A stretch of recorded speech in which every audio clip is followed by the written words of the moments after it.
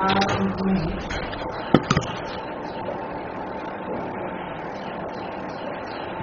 पद्म पुराणांतर्गत वर्णित श्रीमद्भागवत महात्म्य का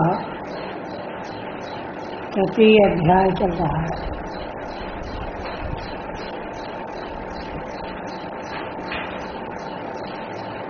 श्री सनत कुमार जी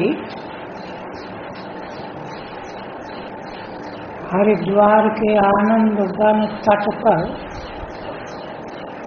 श्रीमद्भागवत की कथा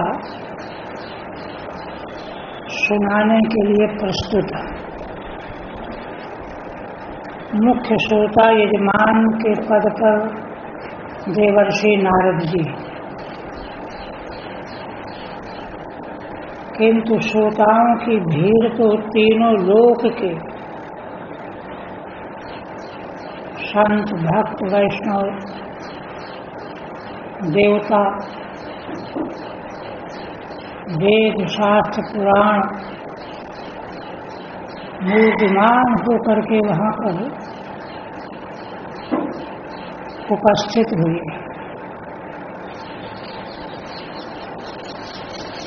ऐसे मंगलमय वातावरण में श्री नारद जी ने प्रार्थना किया कि पहले आप श्रीमद्भागवत की महिमा हमको सुनाइए, क्योंकि श्रोतव्य विषय की महिमा का पहले यदि ज्ञान हो जाता है तो उसके प्रति महत्व बुद्धि आदर बुद्धि बढ़ जाती है। महत्व बुद्धि के बिना कोई भी साधन फलीभूत नहीं होता।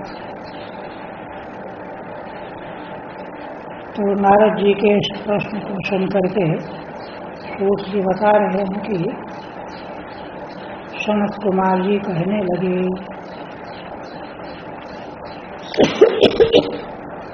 तेईस तक हुआ था शायद।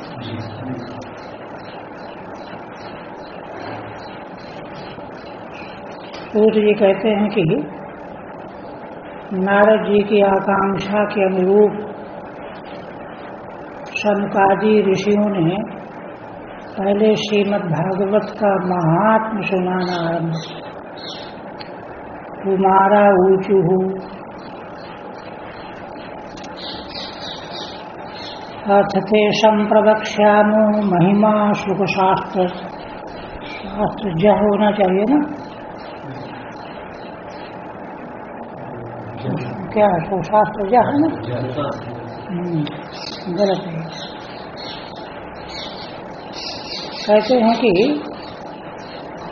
अब इस समय पहले हम भगवान सुखदेव जी के द्वारा प्रगट जो शास्त्र है, सुख शास्त्र, सुखदेव भगवान के द्वारा जो प्रवचन किया गया है उससे जो श्रीमद्भागवत प्रगट हुआ है उसकी महिमा हम तुमको सुनाएंगे। यस्य श्रवण मात्रेण मुक्ति करतले स्थिता।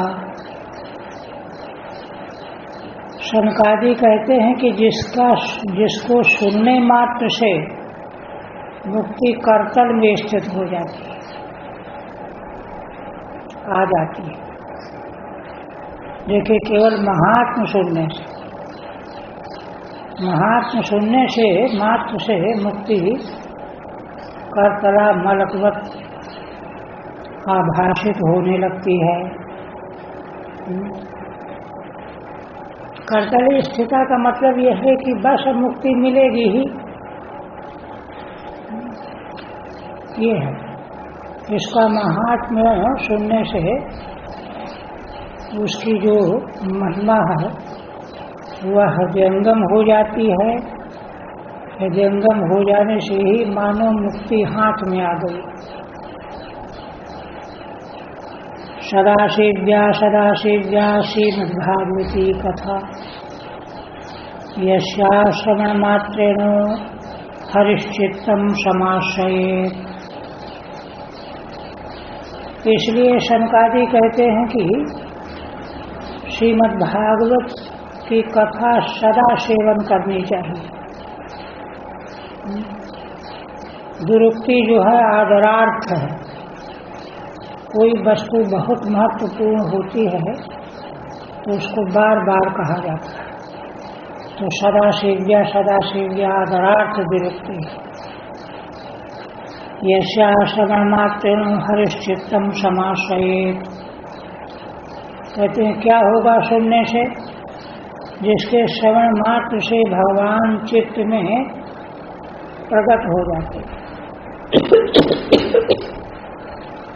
श्रोता के चित्त में भगवान प्रकट हो जाते। कहते हैं अच्छा, श्रीमद्भागवत का स्वरूप परिचय क्या है? ग्रंथोष्टादशाहस्रो द्वादश स्कंध सम्यता परीक्षित संवाद शृणु भागवतम च तत्। शनकादि कहते हैं कि देखो देवर्षि नारद जी, यह ग्रंथ 18,000 श्लोक और 12 स्कंध वाला है, और इसमें महाराज परीक्षित और भगवान सुखदेव का संवाद रूप है, प्रश्नोत्तर रूप है। सुन भागवतम च तत्, वही श्रीमद् भागवत है, उसी को सुनो। देखो ऐसा क्यों किया गया? बहुत समय बीतने के बाद बड़ा भ्रम पैदा हो जाता है। श्रीमद् भागवत के संबंध में भी बड़ा भ्रम बना हुआ है। कई लोग भिन्न भिन्न तरह की बातें करते हैं। 18 पुराण ये श्रीमद् भागवत नहीं है, देवी भागवत है। और यह भगवान व्यास की कृति नहीं है, किसी और की कृति है। ऐसे बहुत सारे विवाद चल रहे हैं। इसीलिए ऋषियों ने शुद्ध श्रीमद् भागवत की पहचान कराने के लिए और भी कई पुराणों में इस तरह की बातें कही गई, जिससे कि व्यक्ति प्रचार को लेकर के विभ्रमित न हो जाए। इसलिए श्लोक संख्या और 12 स्कंद संख्या और संवाद के रूप में भगवान सुखदेव और परीक्षित, अब ये 3 चीजें जिस ग्रंथ में मिलेंगी वही श्रीमद् भागवत है। तो जिनकी जिनकी कल्पना लोग करते हैं उनमें कहीं ये नहीं है। कहीं श्लोक संख्या में अंतर है, कहीं स्कंद संख्या में अंतर है, कहीं संवाद में प्रश्नोत्तर के प्रश्न करने उत्तर देने वालों में अंतर है। इसलिए निश्चित रूप से श्रीमद् भागवत को ही ग्रहण करना चाहिए, यह महिमा कही गई है। तावत् संसार चक्रेस्मिन् भ्रमते अज्ञानतः पुमान्, यावत् कर्णगता नास्ति सुखशास्त्र कथा क्षण। वाराणसी में देखिए संस्कृत विश्वविद्यालय में एक वेद विभाग है। तो वेद विभाग की स्थापना जब हुई वहीं हम पहुंचे हुए थे, तो वहाँ बड़ी गहराई में खुदाई करके और चारों वेदों की प्रतियों के मंत्र विशेष उस पर जो है निबद्ध करके उनको गाड़ दिया गया है। क्यों? करोड़ों वर्षों के बाद कभी जब गड़बड़ होगा पता ही नहीं चलेगा वेद क्या है। तो उस समय पर खुदाई करने से जब ये ग्रंथ निकलेंगे, प्रकट होंगे लाखों करोड़ों वर्षों के बाद, तो उससे शुद्ध वेद का स्वरूप प्राप्त हो जाएगा, है ना? क्यों? क्या पता तमाम संघर्ष होते रहते हैं, वैज्ञानिक युग है, सब सत्यानाश हो जाए, बम्बार्डिंग हो जाए, सब खत्म हो जाए, उसके बाद जो है क्या, कहाँ से वेद मिलेंगे। इस दृष्टि से उनको सावधान करने के लिए किया गया है।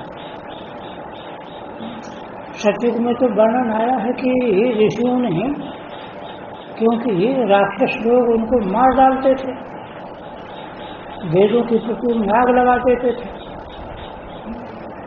तो उन्होंने सारे वेद को कंठस्थ कर लिया। तो हमारी वाणी तो है, ऐसे इनको बचाया गया है।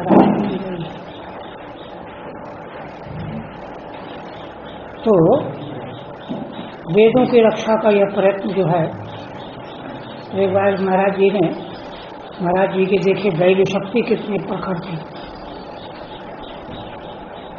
उन्होंने अपने वहाँ उनका आगमन हुआ था। तो ये जो लोग मौजूद थे वो चर्चा के रूप में इसको बताते हैं। तो महाराज ने अपने प्रवचन की श्रृंखला में कहा, तो देखो यहाँ जो संग्रह किया गया है, अमुक वेद की अमुक प्रति की अमुक पृष्ठ में यह शुद्धि है, इसलिए इसको मार्जित करना चाहिए। फिर महाराज जी की बात मान करके इतना महाराज को कहना क्या, उसकी खुदाई की जाए और वह प्रति में वह शुद्धि उसी रूप में मिली, उसका संशोधन किया गया और फिर जो करते हैं उसको सुरक्षित किया। तो शुद्ध, देखिए शुद्ध वेद जो है अगर हमारे बीच से निकल जाए, खो जाएंगे, तो हमारे पास क्या रह जाएगा। ऐसे ही शुद्ध धर्म का मार्ग अगर हमारे बीच में खो गया, पाखंड मार्ग ही धर्म कहा जाने लगा जो वेद विरुद्ध, तो गड़बड़ हो जाएगा। तो यह चिंता श्रीमद् भागवत में व्यक्त की गई है। श्रीमद् भागवत के संबंध में जो विशेष उसकी तैयारी करना चाहते हैं, उनको उस प्रसंग को नोट करना चाहिए। ये प्रसंग है क्योंकि वो तो चतुर्थ स्कंद का प्रसंग है। महाराज पृथु ने यज्ञ किया, 108 यज्ञ का संकल्प किया, इंद्र ने विघ्न किया 100वें यज्ञ में। तो विघ्न करने से क्या हुआ कि अश्वमेध घोड़ा चुरा लिया, प्रसंग आता है ना ये। तो ऋषियों ने बताया, कितने लोग धर्मात्मा थे कि ऋषियों ने देख लिया कि इंद्र, देवराज इंद्र तो छिप करके ले जा रहे थे। देवता के क्रियाकलाप मनुष्य कैसे समझ सकता है कि क्या कर रहा है, ऋषियों ने समझ लिया। तो महाराज तो पृथु के यजमान बने हुए थे, तो उनके पुत्र बीजदास नाम था, तो आज्ञा दे के जाओ अपने पिता के यज्ञ की रक्षा करो। देखो इंद्र घोड़ा लिए जा रहा है, दिखा दिया और दौड़े। तो क्या किया कि इंद्र ने वेश बदल दिया, घोड़ा छोड़ दिया, तो लेकर के चले आए। चलो यज्ञ की रक्षा हो गई, क्यों बच कर। टाइम मौका पा करके फिर इंद्र ने वही दुष्कर्म किया। तो क्रोध आया, बीजदास जो पृथु के पुत्र थे कि इस बार मैं इसको नहीं छोड़ूंगा। तो उसने क्या किया, कपाली का वेश बदल दिया, जैसे कोई वृक्ष साधु हो, कपाली का वेश बना लिया। तो वेश देख करके राजकुमार ने प्रहार नहीं किया, चले घोड़ा लेकर।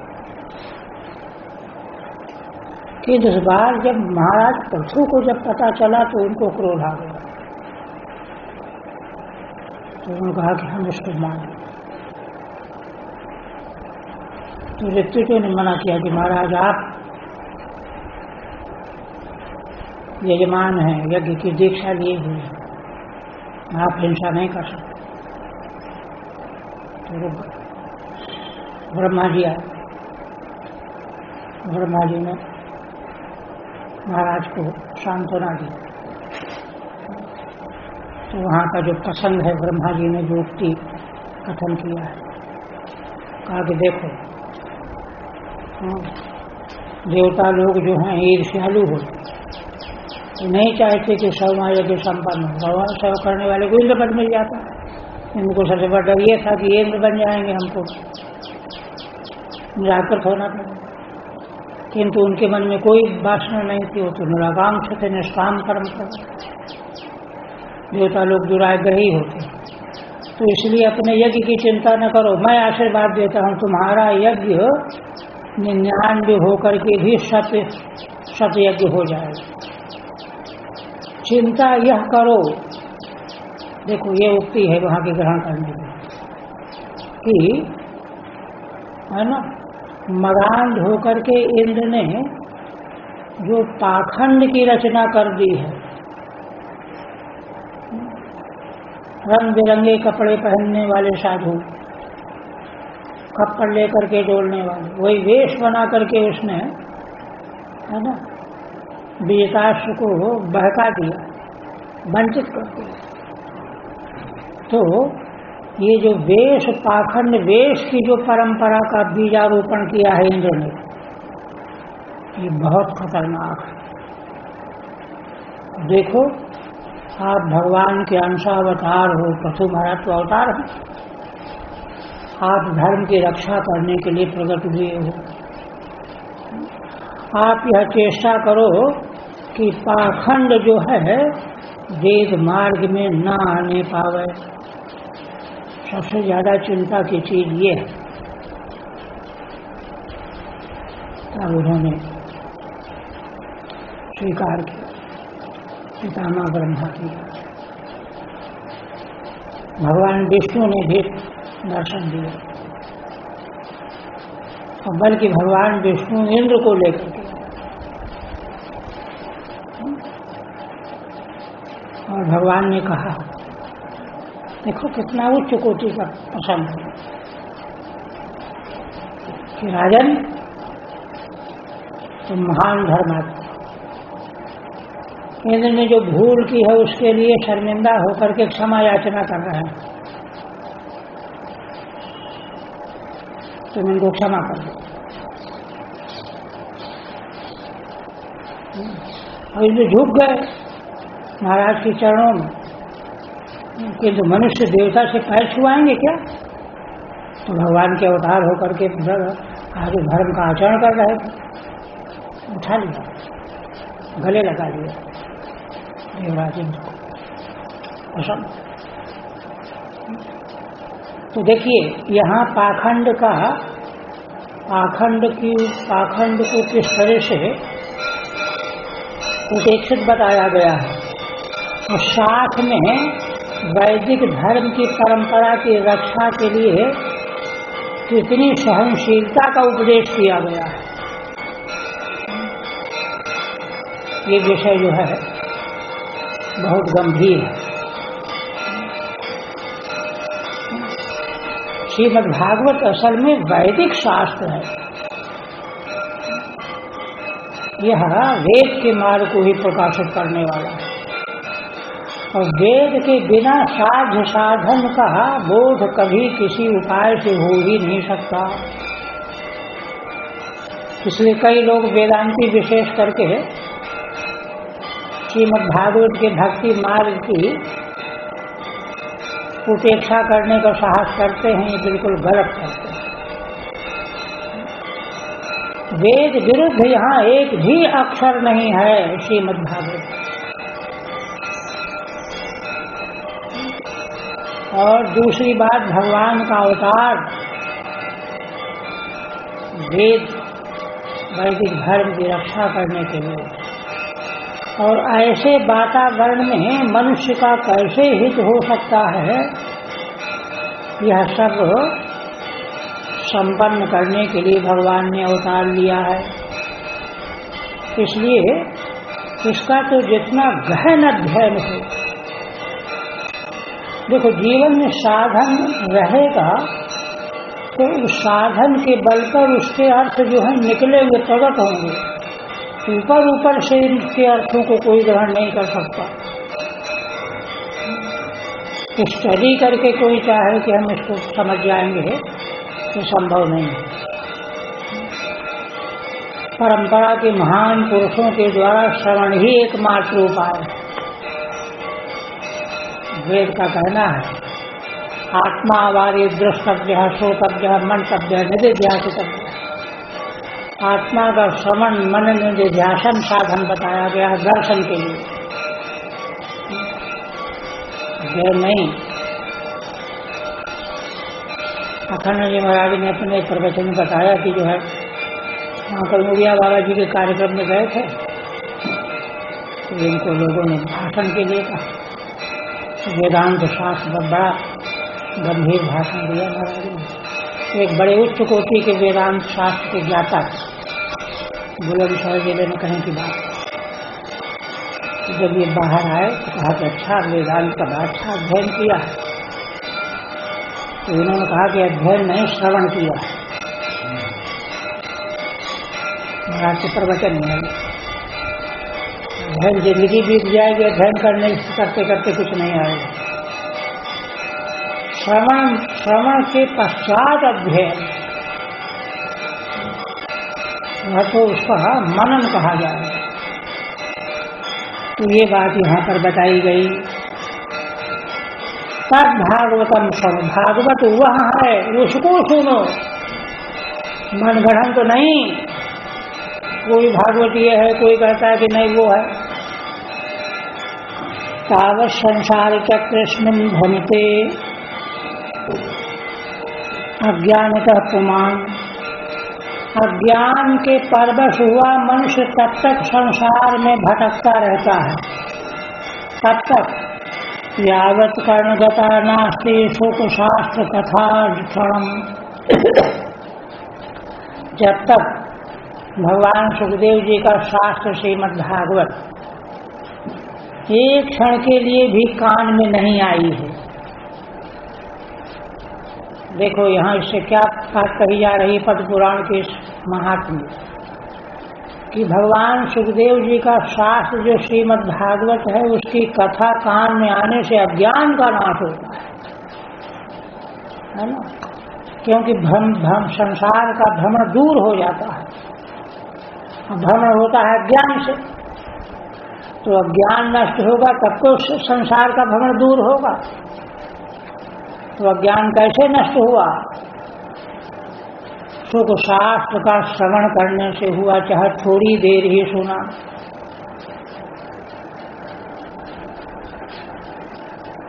किम श्रुतैर्बहुभिरा शास्त्रैः पुराणैश्च भ्रमावहैः एकम भागवतम शास्त्रम मुक्तिदानेन गर्जति। है ना।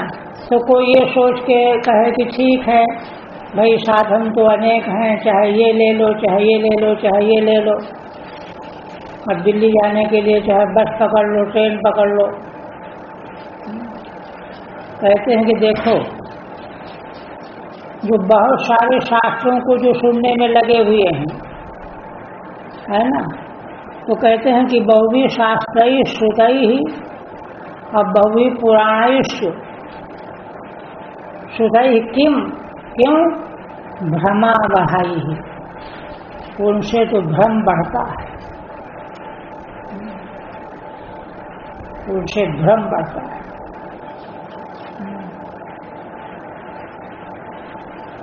एकम भागवतम शास्त्रम मुक्तिदानेन गर्जति। क्यों? एकमात्र श्रीमद् भागवत शास्त्र ही मुक्ति देने के लिए गर्ज रहा है, तो तुम क्यों इधर उधर भटक रहे हो? अब देखिए यहाँ समीक्षा ये है कि क्या सारे शास्त्र और पुराण जो हैं केवल भ्रम बहाने वाले है ना। यहाँ तो ऐसी बात आ रही तो कहते हैं नहीं, असल बात यह है कि जो मनगढ़ंत ढंग से शास्त्रों को पढ़ने में लगा हुआ है, पुराणों को पढ़ने में लगा हुआ है, तो वस्तु का प्रतिपादन तो वहाँ सर्वत्र है, किंतु मनगढ़ंत ढंग से उनको सुनने पढ़ने में लगे रहने से कल्याण नहीं होगा। उसके कल्याण का मार्ग यह है कि वह विषय जो है विज्ञ पुरुषों के द्वारा श्रवण किया जाए।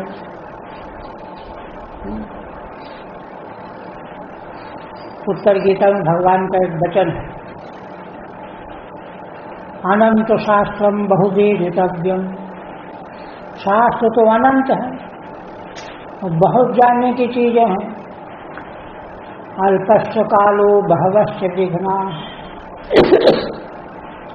समय जीवन का थोड़ा है, विघ्न बहुत है, इसलिए यत्सारभूतम तदुपासितव्यम।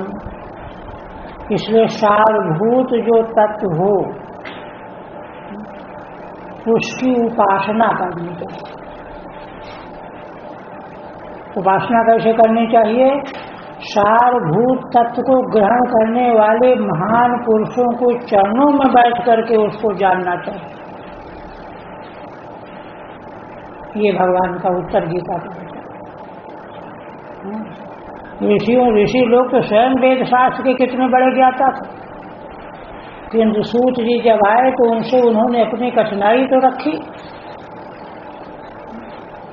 आपने भगवान व्यास से सुना है और बड़ा परिश्रम किया है, तैयार किया है, मनन किया है। आप बताइए कि कौन ऐसा साधन है जिसके द्वारा मनुष्य जीवन में शांति प्राप्त हो सकती है? तो देखो, तमाम पुराण शास्त्र तो पढ़े हुए थे ना ऋषि लोग, किंतु बात बनी नहीं। बात कब बनी? जब महान पुरुष के का आश्रय उन्होंने ग्रहण किया। इसलिए यहाँ बात कही जा रही है कि अपने आप उनका अध्ययन करोगे, चिंतन करोगे तो भ्रम बढ़ेगा। अरे यहाँ ये बात कही जा रही, वहाँ तो ये कहा गया, वहाँ तो ये कहा गया है, समाधान ही नहीं होगा। तुम्हारे भीतर जो शंका है उनको कौन वहाँ पर उसको दूर करेंगे? इसलिए केवल मात्र भागवत शास्त्र ही मुक्ति देने के लिए गर्जना कर रहा है कि हमारे पास आ जाओ, इधर उधर क्यों भटक रहे हो। ये महिमा कथा भागवतस्यापि नित्यं भवति यदि गृहे तद्गृहं तीर्थरूपं ही वसतां पापनाशनम। शनकादि कहते हैं कि देखो नारद जी, श्रीमद् भागवत की कथा भी जिस घर में नित्य होती रहती है ना, एक अध्याय, आधा अध्याय, 20 श्लोक, 10 श्लोक, तो कहते तद्गृहं तीर्थरूपम ही वसतां पापनाशनम। उस घर में निवास करने वाले जितने सदस्य हैं उनके पापों का नाश करने वाला वह घर तीर्थ रूप बन जाता है। वह घर तीर्थ रूप बन जाता है। कितनी बड़ी महिमा है। आश्वमेध सहस्राणि भाजपेय शतानि च सुखशास्त्र कथायाश्च कलाम राधन्ति षोडशी। है ना, 1000 अश्वमेध यज्ञ सैकड़ों वाजपेयी यज्ञ, बड़े बड़े यज्ञ हैं, इनसे बढ़ के कोई यज्ञ नहीं वैदिक। किंतु ये सब बड़े बड़े यज्ञ भी भगवान सुखदेव जी के द्वारा कहा गया जो शास्त्र, भागवत शास्त्र, उसकी कथा के 16वें अंश की बराबरी भी करने वाले नहीं हैं। इतनी बड़ी महिमा है। तावत् तापान देहेस्मिन् निवसन्ति तपोधनाः यावन्न श्रूयते सम्यक् श्रीमद्भागवतम् नरैः। शौनकादि कहते हैं कि ये शरीर में पाप तब तक बने रहते हैं, हे तपोधना, संबोधन है। बड़े बड़े तपस्वी वहां विराजमान थे, सन्यासी, यति, ब्रह्मचारी, उनको सबको संबोधन कहते हैं, करके कहते हैं तब तक देह में पाप बने रहते हैं। यावन श्रूयते सम्यक श्रीमद्भागवतम नरैः, जब तक मनुष्यों के द्वारा श्रीमद्भागवत का ठीक ठीक श्रवण नहीं प्राप्त कर लिया जाता। न गंगा न गया काशी पुष्करम न प्रयागकम सुखशास्त्र कथायाश्चो फलेन समताम नयेत। शौनकादि कहते हैं कि देखो, न गंगा, न गया, न काशी, न पुष्कर, न प्रयाग, ये सब तीर्थराज हैं, उनकी बड़ी महिमा है। सुख शास्त्र कथायाश्चो फलेन समताम नये, इन महान तीर्थों का जो फल है वह तो है, किंतु श्रीमद् भागवत की कथा का फल जो है वह बराबरी नहीं कर सकता दूसरा फल। श्लोकार्धम श्लोकपादम वा नित्यं भागवतोद्भवम् पठस्व स्वमुखे नैवो यदिच्छसि परां गतिम्। शौनकादि कहते हैं आधा श्लोक, पाद माने चौथाई श्लोक, 4 पाद का श्लोक होता है तो एक पाद माने चौथाई। नित्यम भागवतोद्भवम, नित्य भागवत से जो उच्चारण किया जाता है उतना ही कम से कम पढ़ो। स्वमुखे नहीं, अपने मुख से। यदि इच्छसि पराम गतिम, अगर परागति चाहते हो। मूल पाठ जो है थोड़ा थोड़ा पढ़ना। आप आगे कहते हैं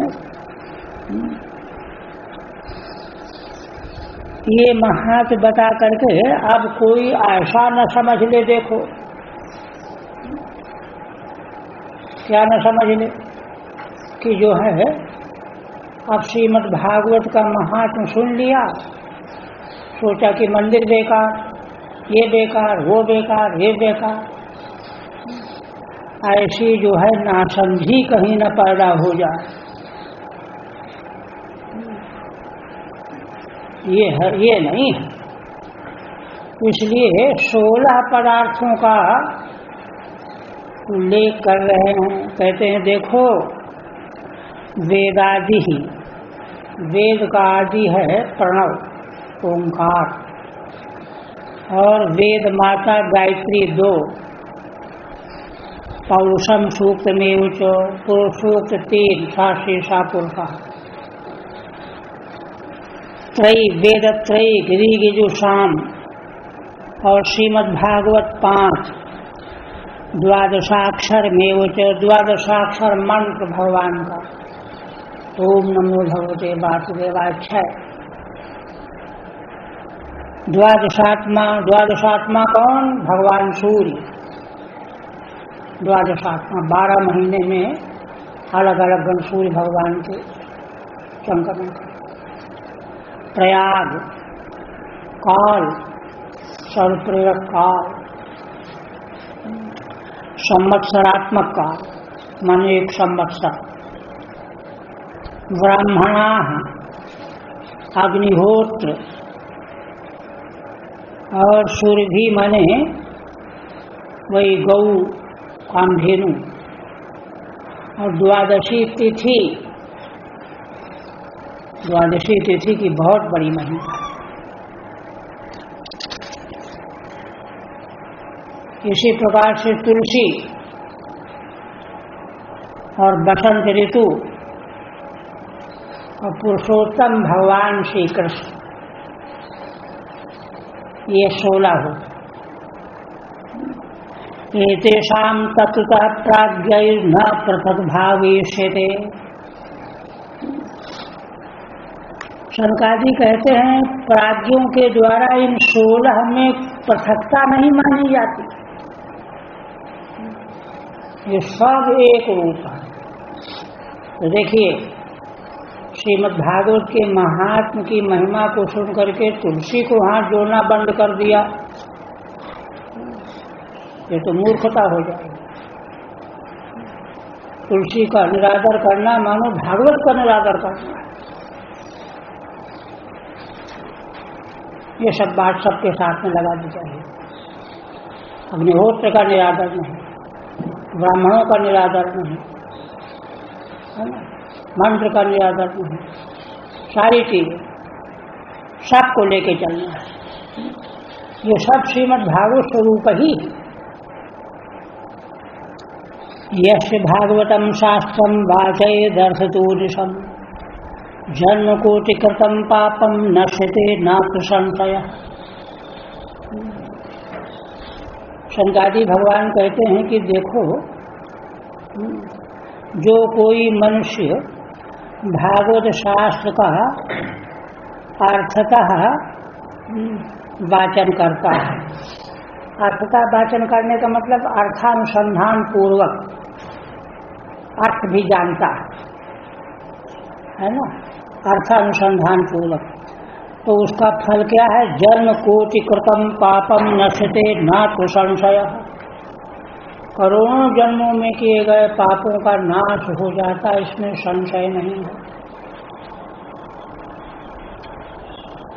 श्लोकार्धम श्लोकपादम वा पठेत भागवतम च यः नित्यं पुण्यमवाप्नोति राजसूयाश्वमेधयोः। आधा श्लोक चाहे एक पाद, चौथाई भागवत को जो नित्य पाठ करता है तो उस व्यक्ति को राजसूय यज्ञ और अश्वमेध यज्ञों का फल प्राप्त होता है ना, रोज प्राप्त होता है।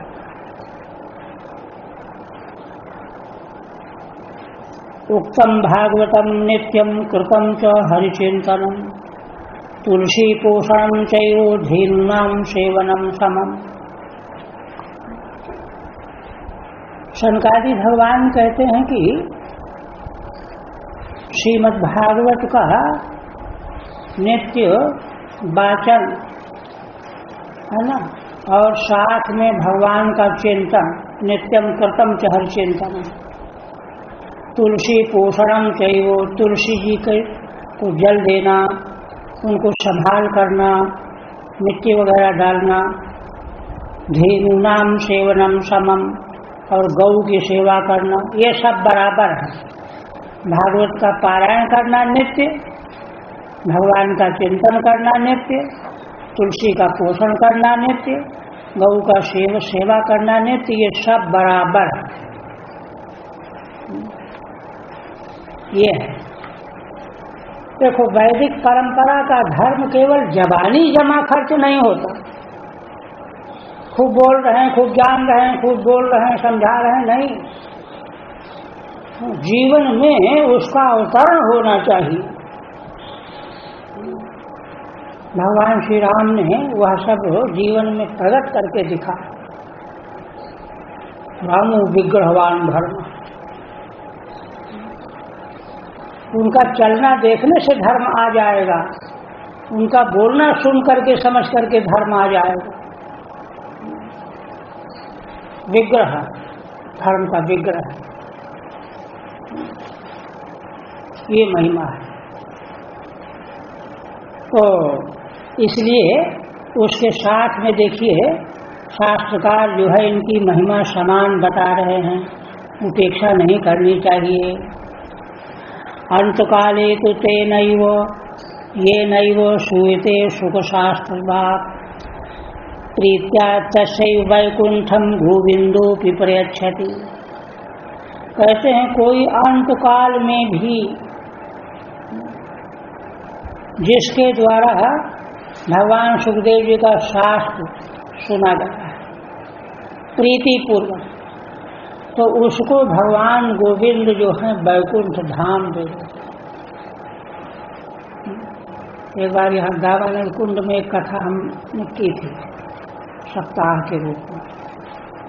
वो वहाँ रहते थे बाहर डॉक्टर,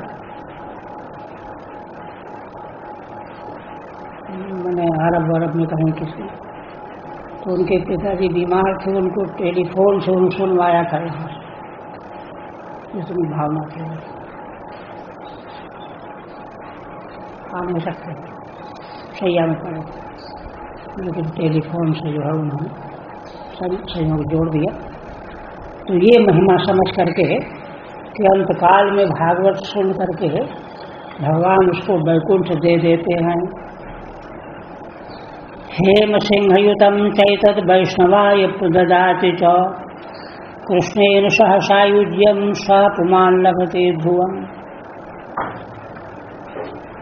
सनकादि कहते हैं कि स्वर्ण के सिंहासन से युक्त श्रीमद् भागवत शास्त्र को स्थापित करके वैष्णव को जो दान करते हैं, तो उन महापुरुष को भगवान के साथ सायुज्य मुक्ति प्राप्त हो जाती है। ध्रुवम निश्चित है, इतनी बड़ी महिमा है। यह कह करके इतनी महिमा बताई सनकादिकों ने, और यह महिमा बताते बताते गंभीर हो गए एक क्षण के लिए। गंभीर क्यों हो गए? जैसे कोई एकाएक कोई याद आ जाए किसी को, हंसते खेलते जो है गंभीर हो जाता है। वैसे ही सनकादिकों ने बाद में कहा कि देखो इतनी महती महिमा से परिपूर्ण श्रीमद् भागवत हम लोगों को उपलब्ध है। देखो अगर यह देश स्वतंत्र न होता तो ये चीजें अब तक नष्ट हो गई होती। ये हमारा बड़ा सौभाग्य है कि इनको नष्ट नहीं किया जा सका। तो कहते आजन्मात्रमपि ये न सठे न किंचित चित्तम विधाय सुख शास्त्र कथा न पीता। कहते हैं मानव योनि में जन्म पा करके भी, जन्म से लेकर के मरने तक भी जिस शठ ने, दुष्ट ने, धूर्त ने, है ना, किंचित चित्तम विधाय, अपने चित्त को डुबो करके सुख शास्त्र भगवान श्रीमद् भागवती कथा पान नहीं किया। अरे आधे घंटे पाप पी लेता, शाम सुन लेता चित्त को डुबो करके, तो नहीं सुना क्यों? शठ है, शठ माने दुष्ट है। तो कहते हैं कि देखो वह कैसा है, चांडाल वच्च खरवच्च बटते नीतम। वह तो पूरा चांडाल ही है। चांडाल, चांडाल को सवेरे सवेरे देख करके पाठक लग जाता है। चांडाल वच्च खरवत, खर माने गधे की तरह से, बटते नीतम। कितने खेद की बात है कि उसने मानव जीवन प्राप्त करके यह नहीं किया। कैसा चांडाल, कैसा गधा निकल गया। इतने नहीं, तेन नीतम मिथ्या स्वजन्म जननी जनि दुख भाजा। भगवान सनकादि कहते हैं कि उसने अपने जन्म को मिथ्या ही गंवा दिया, व्यर्थ कर दिया। एक ये, और दूसरी बात और जननी जन दुख भाजा। देखो, संतान के जन्म के समय माताओं को बड़ा क्लेश सहना पड़ता है, किंतु अगर वह संतान धर्मात्मा हुई, राष्ट्रभक्त निकली, दानी, परोपकारी, तो उसका दुख जो है भूल जाता है। किंतु यह जो ऐसा है, वह तो उसने अपनी माँ को जन्म देने का प्रसव दुख व्यर्थ में ही दे डाला। जननी जन दुख भाजा, जननी माँ को जन्म देने का जो क्लेश है, केवल क्लेश ही दे के रह गया। दुष्ट धूर्त वह, ऐसा शंकादि गंभीर होकर कह रहे हैं, खेद व्यक्त कर रहे हैं कि बताओ, मनुष्य जन्म मिला, माँ को प्रसव की पीड़ा भी उसने दी, पहुंचाई। और प्रसव की पीड़ा ही क्या, उसका सेवन, रक्षा, पोषण, क्लेश ही क्लेश। किंतु वह और धर्म तो जाने दो, उससे यह भी नहीं हो सका कि जीवन भर में 1 घंटे आधा घंटे श्रीमद् भागवत की कथा सुन लिया होता। ऐसा सठ निकला वह। खेद व्यक्त किया जा रहा है। फिर एक बात और कहते हैं,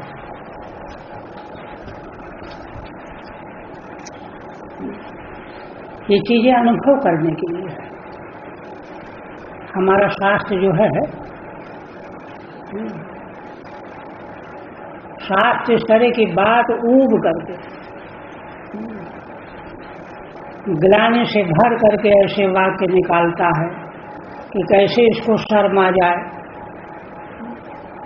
वेद की श्रुतियां ऐसी हैं, चेद वेद सत्यवस्ति न चेदिहा वेदी महिति विनष्टि केन उपनिषद। इस जीवन के रहते रहते अगर परमार्थ को जान लिया तो जीवन सफल हो गया। श्रुति देखो, सारे जीवों की माँ।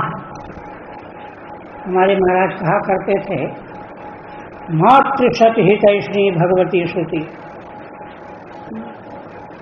एक माँ की हितैषिता संतान के प्रति प्रसिद्ध है, हम सब देखते जानते हैं। उसकी तुलना में हजारों गुना जीव मात्र के प्रति हितैषिता की दृष्टि रखने वाली भगवती श्रुति, वह खिन्न होकर के, दुखी होकर के उद्गार व्यक्त करती है। क्या? अरे जीवो, याद रखो, यह जीवन शरीर रहते रहते अगर परमार्थ को जान लिया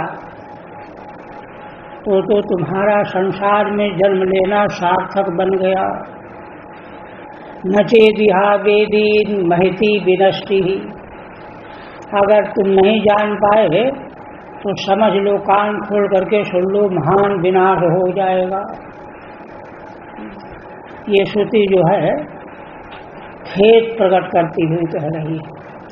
उसी तरह से भगवान शंकादि खिन्न होकर के, ये खिन्नता क्यों आती है?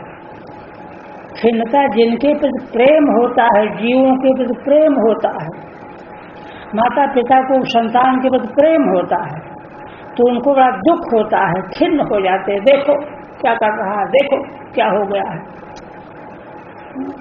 ये प्रेम का सूचक है।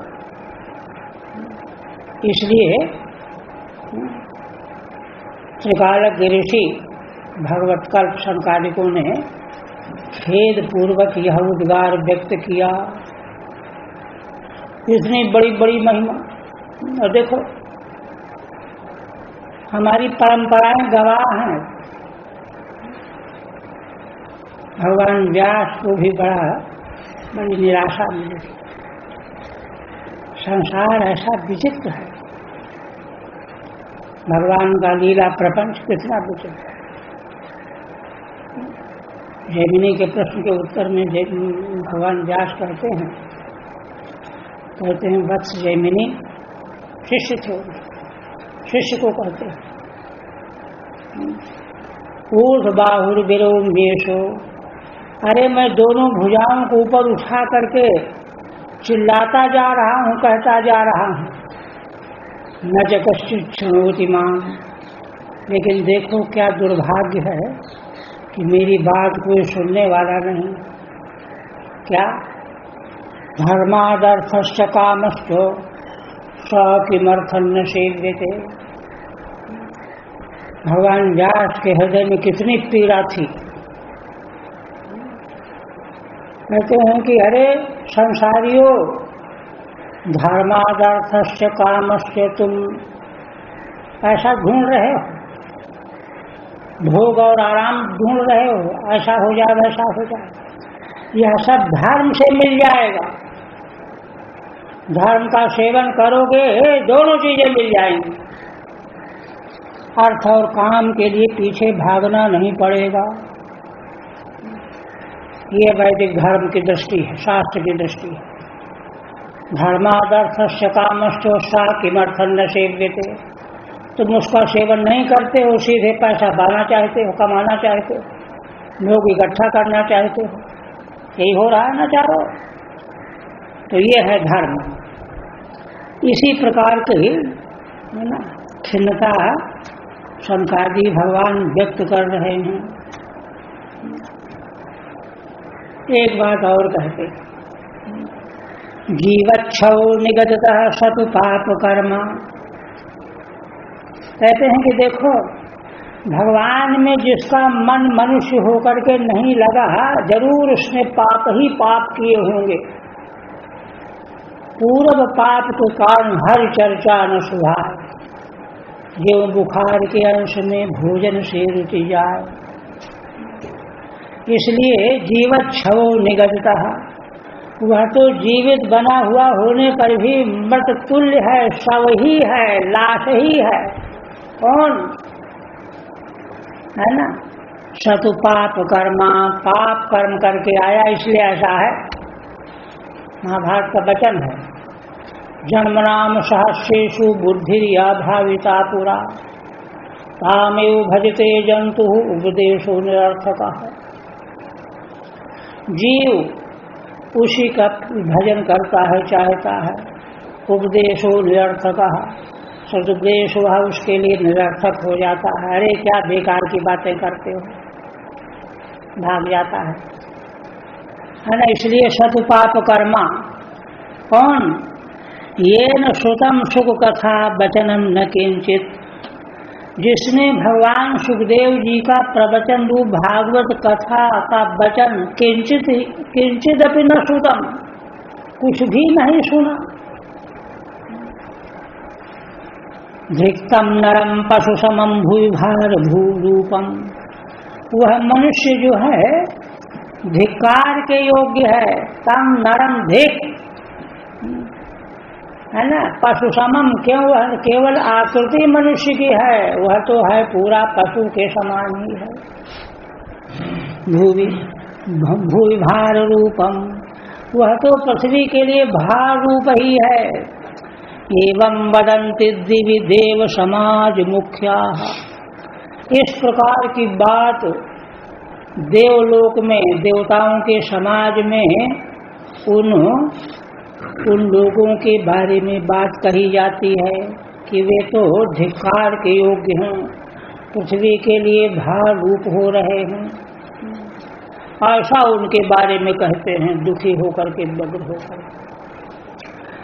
देवता लोग स्वयं चाहते हैं कि भगवान अनुग्रह करके हमको मनुष्य योनि में पैदा कर दो, क्योंकि मनुष्य योनि से दुर्लभ कोई योनि नहीं है, क्योंकि वहाँ धर्म और भगवान दोनों को प्राप्त किया जा सकता है। किंतु कहते हैं कि कहाँ प्राप्त किया सकता है? देखो ये कैसे घूम रहे हैं पशु की तरह से। कहते वो तो धिक्कार के योग्य हैं। ऐसा देवताओं के समाज में उनके बारे में चर्चा की जाती है। दुर्लभैव कथा लोके श्रीमद्भागवतोद्भवा, कोटि जन्म समुत्थेनो पुण्य नैव लभ्यते।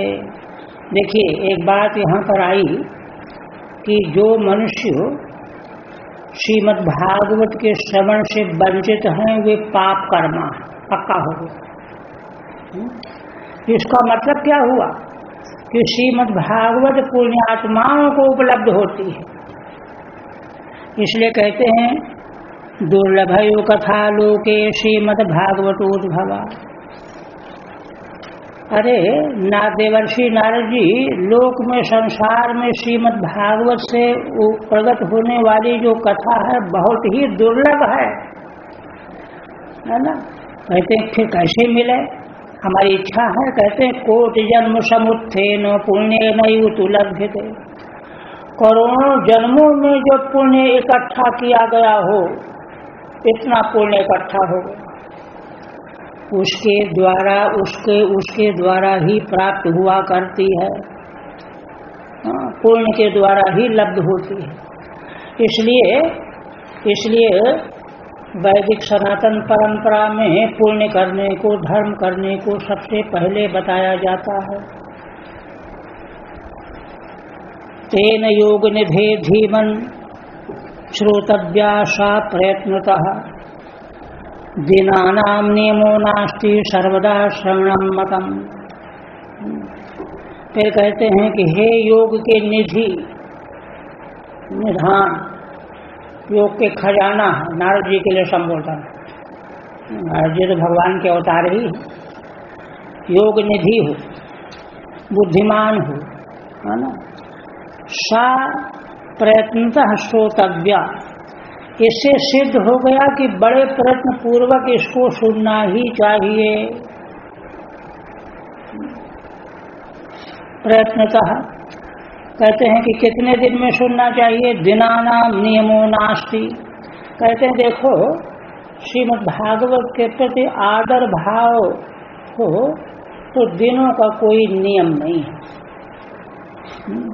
सर्वदा श्रवणम मतम, ये नहीं कि 7 दिन में सुननी है कि 15 दिन में सुननी है, कि सर्वदा श्रवण करना ही है ना सर्वोत्तम मत है। सत्येन ब्रह्मचर्येण सर्वदा श्रवणम मतम। सत्य जीवन में ला करके ब्रह्मचर्य पूर्वक सदा इसका श्रवण करना चाहिए। असत्यत्वात् कलौ बुद्ध्यो निष्विशेषो सुखाज्ञया। कहते हैं कि देखो चूंकि कलयुग के लिए भगवान सुखदेव जी ने एक आज्ञा दिया है कि बहुत दिनों का नियम लेके बैठोगे तो नियम बन नहीं पाएगा, है ना, टूट जाएगा, अशक्य होगा। इसलिए है ना सप्ताह श्रवण का जो है उन्होंने पक्ष दे दिया है, सुखाज्ञया। मनोवृत्ति जयम चैव नियमाचरणम तथा। मनोवृत्तियों को अपने अधीन कर लेना, नियमों का पालन करना ये कठिन हो जाता है। दीक्षाम कर्तुम अशक्यत्वात्, दीक्षा करना भी अशक्य हो जाता है। दीक्षा का मतलब उसी नियम से फिर रहना चाहिए। इसलिए सप्ताह श्रवणम मतम, सप्ताह श्रवण का नियम जो है इसीलिए बनाया गया। श्रद्धातः श्रवणे नित्यं माधेयावद्धि यत्फलम् तत्फलम् सुखदेवेनो सप्ताह श्रवणे कृतम्। शनकादि कहते हैं कि देखो माघ में 1 महीना जो श्रद्धापूर्वक कथा सुनता है और उसको जितना फल मिलेगा उतना पूरा 1 महीने के श्रवण का फल कोई श्रद्धापूर्वक 7 दिन सुन लेगा तो मिल जाएगा। तत्फलम सुखदेवेनो सप्ताह श्रवणे कृतम्। भगवान सुखदेव जी ने अपने वचन के बल पर वह फल विधान कर दिया है। मनसश्चाजयाद रोगात् पुंसाम चैवायुषक्षयात्। कहते हैं मन पर विजय पाना कठिन है, रोग लग जाता है, पुरुषों की आयु भी कम होती है कलयुग में। कलेर दोष बहुत वाच्य, कलयुग में बहुत सारे दोष भी भरे पड़े हैं। इसलिए सप्ताह श्रवण मतम, सप्ताह श्रवण की महिमा का गुणगान इसीलिए किया गया है। यत् फलम नास्ति तपसा न योगेन समाधिना अनायासेन तत्सर्वम सप्ताह श्रवणे लभे। इसलिए जो फल तपस्या में नहीं है, योग समाधि में नहीं है, वह फल केवल सप्ताह श्रवण करने मात्र से अनायासेन प्राप्त हो सकता है। यज्ञाद गर्जत सप्ताह, सप्ताहो गर्जत व्रता। यज्ञों के आगे श्रीमद् भागवत कथा सप्ताह गर्जना करता है कि हम मोक्ष दे देंगे, आओ। सप्ताहो गर्जत व्रता, कोई व्रत कर रहा हो तो उसके सामने भी श्रीमद् भागवत की गर्जना है। तपसो गर्जति प्रोच्चय तीर्थान नित्यम ही गर्जति।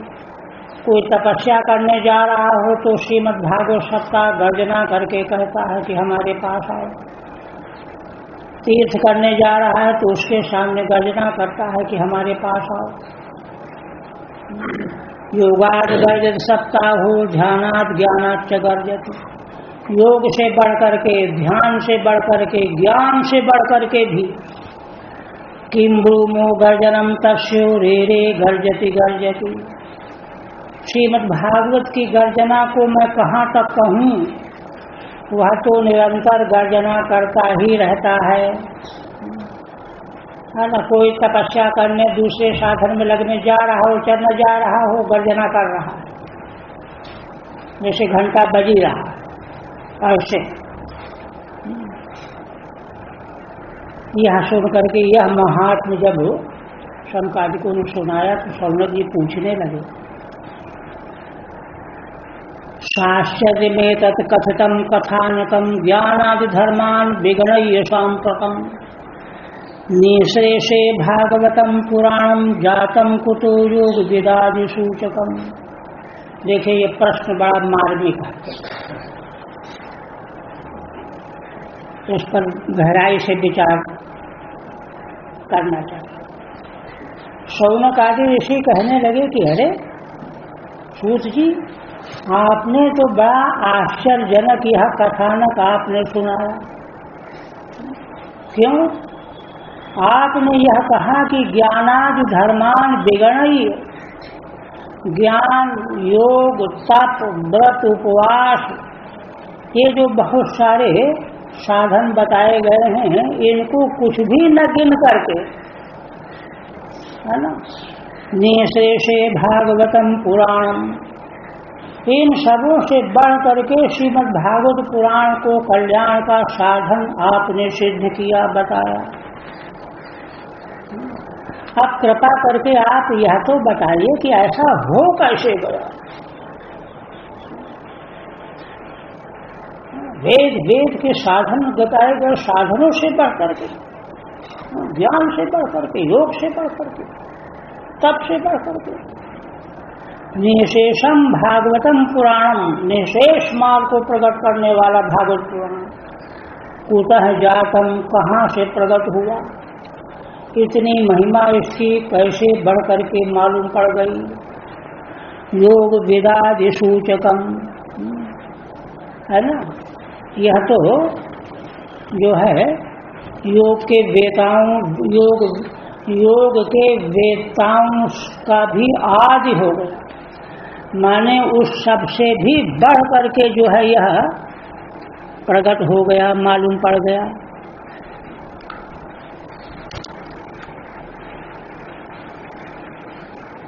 योग विदादि सूचकम, माने इसका अभिप्राय यह है कि योग क्यों किया जाता है।